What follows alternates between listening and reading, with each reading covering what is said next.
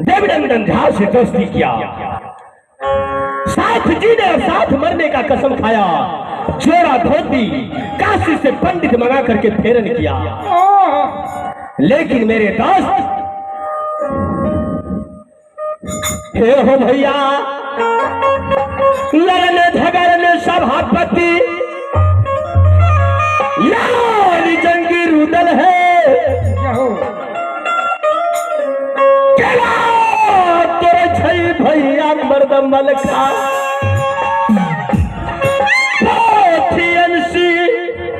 यानी दोस्त देवनंदन है। वो तो लागत चतुर सयान, मगर सुन लियो चर्चा पर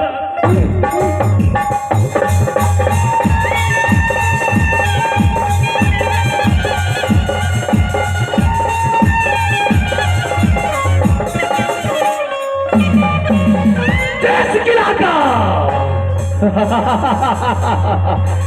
किला का रुदल जी थे, किला चूर हो जाए। रुदल की भावे ताकि आ जाए। मर गया क्षत्रिय काम किला में। जब से चला चलती देवनंदन और रुदल का हुआ, आंखें दिखाए राजमहल पारी के अंदर आंख निकालूंगा बाजी का। मेरे दोस्त, मुझसे सिर्फ 2 रोज की छुट्टी लेकर के राजमहल से राजपायरी गया। आज 7 रोज गुजर रहा है, लौट करके वापस नहीं आया। आखिर बातें क्या है? हो कहाँ का सुमा दोस्त, कहाँ का छतरी, वाह तो पहली पर किया चढ़ाए। कौन है खबर दोस्त, मोहब्बत जलाना के चलते रुदलैया पलबन कत बरता कदर दुश्मन का सार के से खिंचती है बुराई।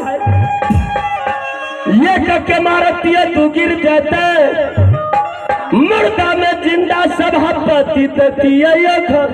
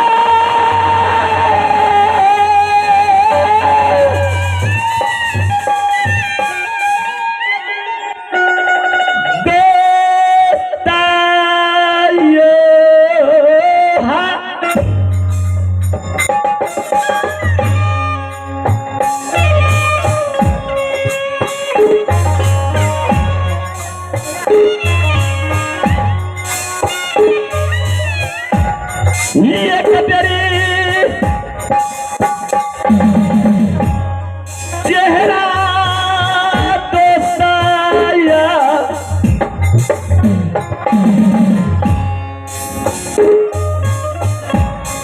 हो सके खबरना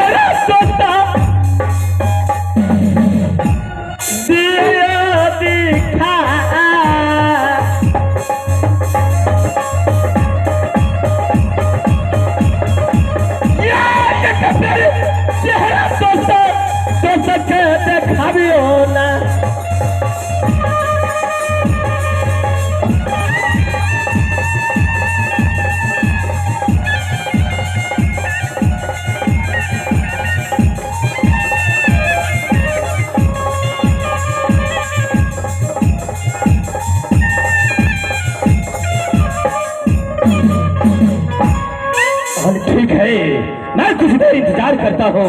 अगर मेरे दोस्त राजपायरी से राजमहप्पा नहीं आया तो सिंह रुदल घोड़ी सवार करके राजमहप्पा से राजपायरी जाएंगे। आखिर बातें क्या है कि मेरे दोस्त अभी तक लौट करके राजपायरी से राजमहप्पा नहीं आया है। चलो मेरे दोस्त, मैं आपका इंतजार करता हूँ। Hello hello